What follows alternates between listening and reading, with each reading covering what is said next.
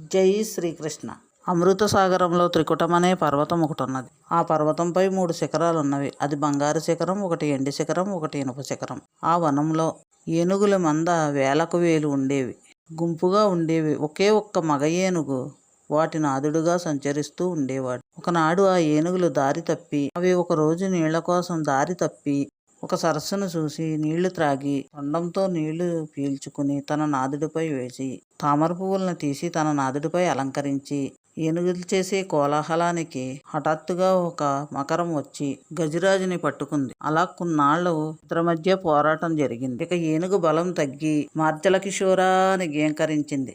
లక్ష్మీదేవితో సరసకల్లాపాల్లో ఉన్న ఆ శ్రీహరి గజేంద్రుడు మొరవిని శ్రీహరి తనకేమీ చెప్పకుండా వెళుతున్నందుకు లక్ష్మీదేవి ఆమె వెంటనే గరుక్మంతుడు, ఆ ప్రక్క శంకుచక్రాలు, నారదుడు విశ్వక్షేణులు శ్రీహరి సిద్ధంగా ఉన్న చక్రాన్ని మొసలిపై ప్రయోగించాడు. చక్రం సరస్సులో ఉన్న ఆ మొసలి కంఠాన్ని ఖండించింది. ఆ గజేంద్రుడికి శ్రీహరి స్పర్శ తగలగానే శరీరం అంతా శ్రమ తీరిపోయినట్లయింది. గజేంద్రుణ్ణి పట్టుకుని ఇంతకాలం బాధించిన శాపగ్రస్తమైన మొసలి, ఆ గజేంద్రుడు కూడా అజ్ఞానాంధకారము నుండి విముక్తి పొందినవాడే విష్ణు రూపంలో ప్రవేశించాడు.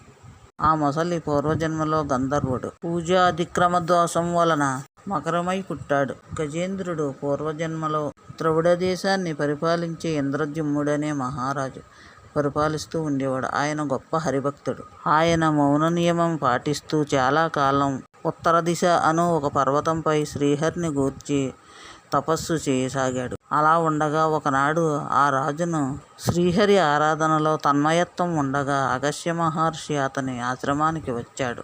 కానీ ఆ రాజు హరిధ్యానములో మనస్సు నిలిపి ఆ రాజు మహర్షిని రావడం గమనించలేదు. అతిథికి చేయవలసిన సత్కారాలు కూడా చేయలేదు. దానికి ఆ మునీంద్రుడికి కోపమొచ్చి యుక్తాయుక్తాలు తెలియని నీవు ఏనుగువై జన్మించు అని శాపించాడు.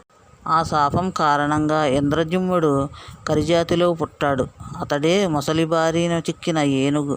గజరాజై పుట్టిన పూర్వజన్మలో చేసిన తీవ్రమైన హరిధ్యానం వలన అతనికి హరిరక్షణ కలిగి ముక్తిని పొందాడు ఇంద్రద్యుమ్న మహారాజు.